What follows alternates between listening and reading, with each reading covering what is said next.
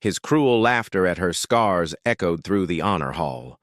Airman Brooks thought he was clever, mocking the quiet janitor with the jagged marks covering half her face. She never responded to his taunts, just fixed him with that 1,000-yard stare.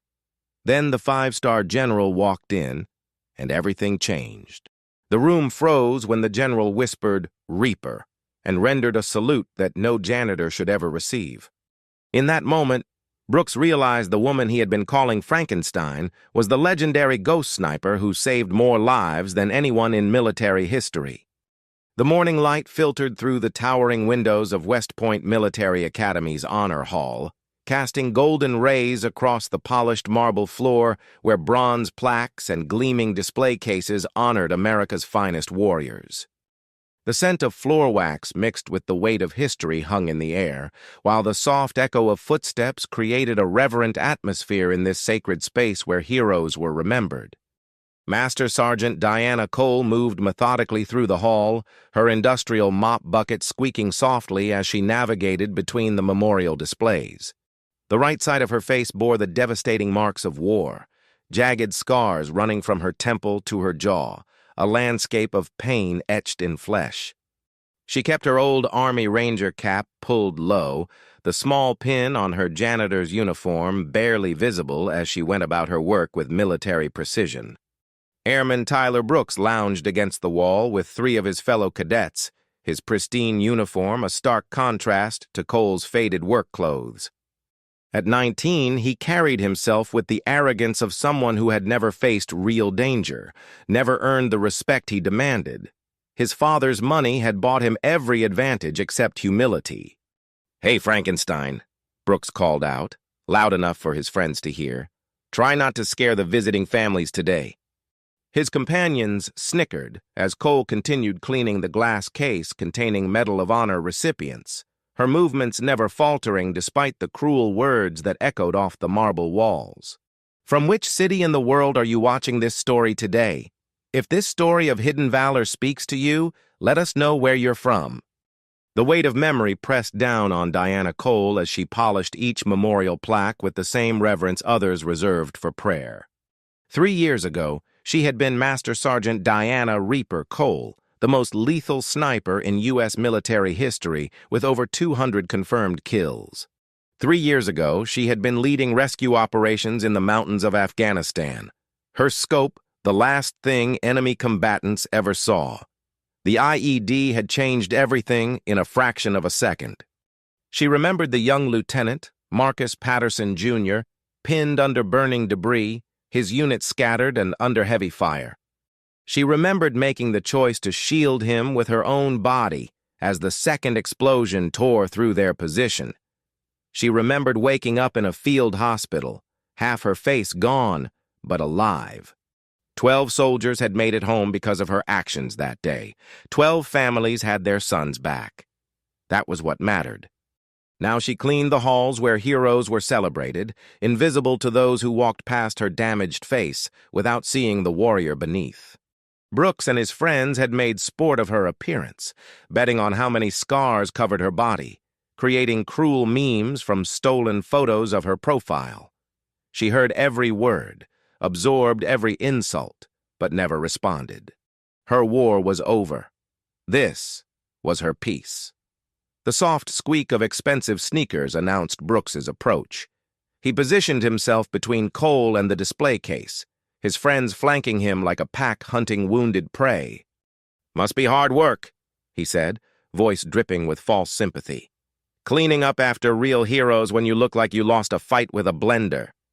Cole continued her work, methodically spraying and wiping the glass that protected the images of fallen warriors.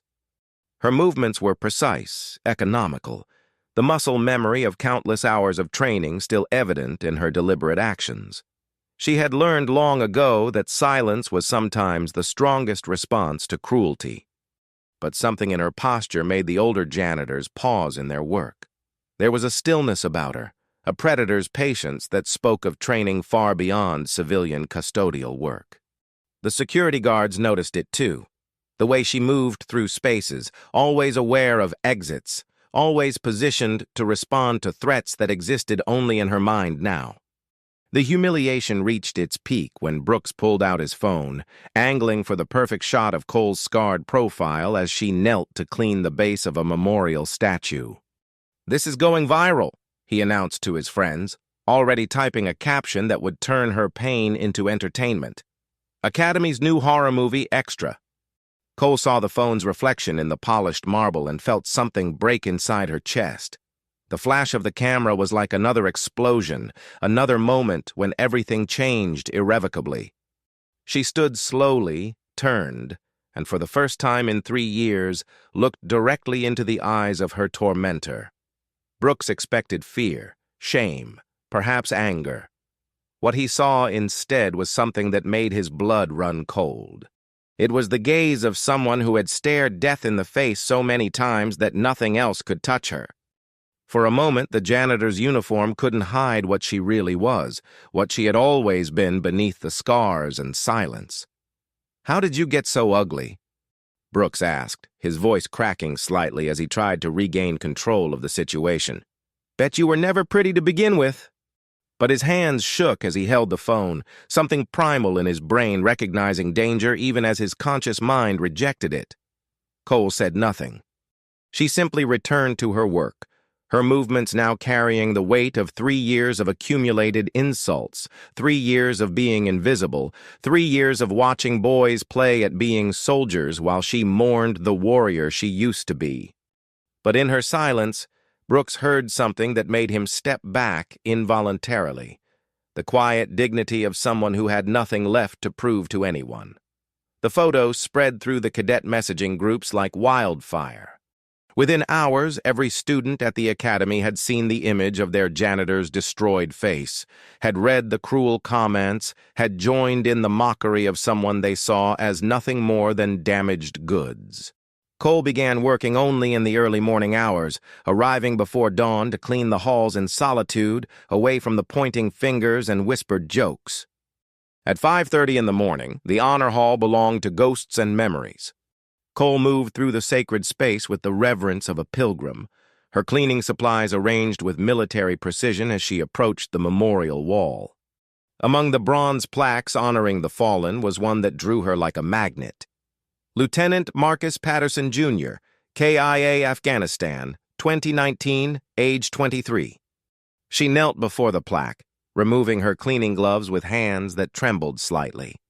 From her pocket, she withdrew a small American flag, not the regulation kind sold in gift shops, but one that had covered a soldier's coffin, one that bore the special patch of Patterson's unit. Only 13 of these flags had ever existed. Only 13 soldiers had made it home that day. "I kept my promise, Marcus," she whispered to the bronze nameplate, her scarred fingers tracing the etched letters with infinite care. "I brought you home." This was her daily ritual, unknown to the academy that employed her, invisible to the students who mocked her. Every morning, she honored the memory of the young officer who had died in her arms, whose father she had never met but whose grief she carried like her own wounds. The flag was perfectly folded, positioned with the precision of someone who had performed this duty too many times. What Cole didn't know was that General Marcus Patterson, Sr., had arrived early that morning to prepare for a special ceremony honoring Medal of Honor recipients. What she didn't know was that he stood in the shadows of the doorway, watching a janitor perform the sacred duty that only his family was supposed to know about. What she didn't know was that he recognized the flag, the same one he had personally designed for his son's unit, the same one that had accompanied 12 boys home from hell. The general's hand shook as he watched the scarred woman fold the flag with military precision and place it back in her pocket. There was only one person on earth who should have access to that flag. Only one person who could have brought it home. And she was kneeling in his academy's honor hall, wearing a janitor's uniform, being mocked by children who didn't understand they were laughing at a living legend. When General Marcus Patterson entered the honor hall during regular hours, his 5-star rank evident on his pristine uniform, the casual chatter of cadets and staff died instantly. He was known for surprise inspections, for testing the moral fiber of future officers, but something in his bearing suggested this visit was different. Brooks was there with his usual audience, his phone ready to capture more humiliation for social media. "Look who's back," he announced loudly as Cole appeared with her mop bucket. "Time for the Daily Freak Show." His friends laughed on cue, their voices echoing off the marble walls where heroes were supposed to be honored. The general stopped walking, his eyes fixed on the scene unfolding before him. A young airman mocking a woman whose service record he had studied in classified briefings, whose actions had saved more American lives than most people could imagine. But Brooks was oblivious to the storm gathering around him. "Hey, Scarface!" Brooks called out, emboldened by his audience. "Did you remember to take your meds today? Wouldn't want you having another accident." He gestured toward her destroyed face with casual cruelty, completely unaware that his commanding general was watching every word, every gesture, every heartless laugh. Cole looked up and saw General Patterson. For a moment their eyes met across the hall, and she saw in his face the same features that had belonged to a dying young lieutenant. The same strong jaw, the same determined eyes, the same nobility that had made Marcus Jr. worth dying for. She knew in that instant that her 3 years of anonymity were over. "Soldier!" The general's voice cut through the laughter like a blade. Brooks turned, suddenly aware that he was no longer the most important person in the room. "Where did you get that flag?" Cole's hand moved instinctively to her pocket, where the sacred banner rested against her heart. She looked at the general, at Marcus's father, and saw not rank or authority, but a parent who had lost everything that mattered. "Sir," she said quietly, her voice carrying the weight of 3 years of silence, "it was given to me by a young lieutenant who asked me to make sure his family knew he died with honor." The words hit General Patterson like physical blows. He stepped forward, his command voice filling the cavernous hall. "Attention!" Every person in the honor hall snapped to perfect stillness. "This woman is Master Sergeant Diana Reaper Cole. She has more confirmed kills than any sniper in United States military history." Brooks felt the color drain from his face as fragments of whispered stories from basic training came flooding back. The Reaper, the ghost of Afghanistan. The legend who could kill from distances that seemed impossible, who had saved entire units from annihilation. "She lost half her face," the general continued, his voice echoing off marble walls, "saving my son's entire unit from enemy fire. She carried him 3 miles through hostile territory, took shrapnel meant for him, and brought him home when no one else could." His voice broke slightly on the last words. "She's a Congressional Medal of Honor recipient, and she's been cleaning these halls for 3 years because she said someone needs to honor the memories of heroes." The silence that followed was absolute. Brooks stood frozen, his phone forgotten in his trembling hands, as the reality of his actions crashed down around him.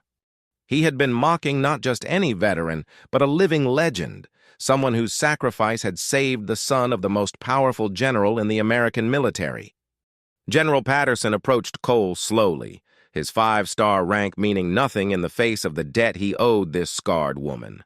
She stood at attention in her janitor's uniform, but her bearing was unmistakably that of a soldier, back straight, eyes forward, ready to face whatever came next. "Master Sergeant," he said formally, then raised his hand in a crisp military salute. The protocol violation was staggering.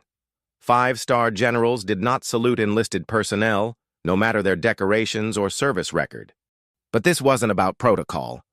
This was about a father honoring the woman who had given everything to bring his son home. Cole returned the salute with perfect military precision, her movements sharp and sure despite the janitor's uniform that had hidden her identity for so long. Around them, every person in the honor hall, instructors, cadets, staff, visitors, automatically raised their hands in salute. The wave of respect rippled through the space like a tide, washing away 3 years of invisibility and mockery. Brooks fell to his knees on the marble floor, his arrogance shattered completely. "Ma'am," he whispered, his voice breaking, "I didn't know. I'm sorry. I didn't know." Cole looked down at him with the same calm gaze she had always maintained. "You weren't supposed to know, Airman," she said quietly. But you were supposed to show respect to anyone wearing this uniform. She gestured to the small army patch on her janitor's shirt, barely visible but proudly displayed. The uniform doesn't make the soldier. The soldier makes the uniform.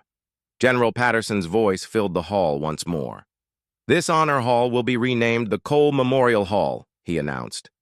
And anyone who has a problem with our janitor will answer to me personally. His eyes found Brooks, still kneeling on the floor. Is that understood, Airman? Yes, sir, Brooks managed, his voice barely audible. Cole returned to her work, but now the atmosphere had changed completely. Cadets approached respectfully, asking if they could help maintain the memorial displays. Instructors nodded with genuine respect as she passed. The academy staff treated her with the dignity that had been missing for 3 years. As she knelt once more before Marcus Patterson Jr.'s memorial plaque, she was no longer alone. Brooks approached quietly, his earlier arrogance replaced by humility. "Ma'am," he said softly, "may I help you honor Lieutenant Patterson?" Cole looked at him for a long moment, then nodded silently. Together, they placed fresh flowers beneath the bronze nameplate, a young airman learning what respect truly meant from a warrior who had never forgotten how to teach it. The honor hall had found its guardian at last, and she would make sure that every hero remembered there would never be forgotten, never mocked, never dishonored again. Because that's what real soldiers did. They honored the fallen, protected the sacred spaces, and taught the next generation what it truly meant to serve. Thank you so much for sharing your locations from around the world. Support our mission. Link in the first pinned comment. Until next time, remember that honor never fades. Take care.